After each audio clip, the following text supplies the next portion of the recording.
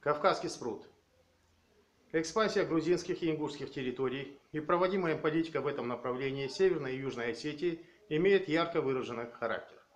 Пока руководство России отстаивает свои политические и экономические интересы на мировой арене и борется с внешней угрозой, направленной на дестабилизацию обстановки на Кавказе и в стране, некоторые осетинские политики и лоббисты пытаются максимально использовать ситуацию в своих целях.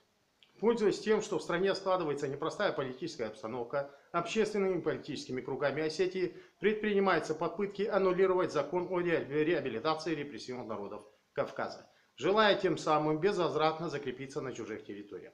А тем временем не дремлют и осетинские историки, пытаясь максимально переписать и сфальсифицировать историю народов Кавказа, нанося тем самым непоправимый урон в межнациональных отношениях многонационального Кавказа.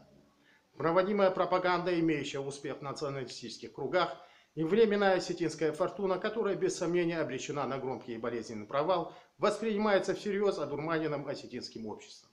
Осетинские историки, археологи, некоторые политические деятели и националисты сознательно вводят в заблуждение и втягивают народ Осетии в свои политические игры, делая таким образом из осетинского народа заложников своих геополитических и прочих авантюр.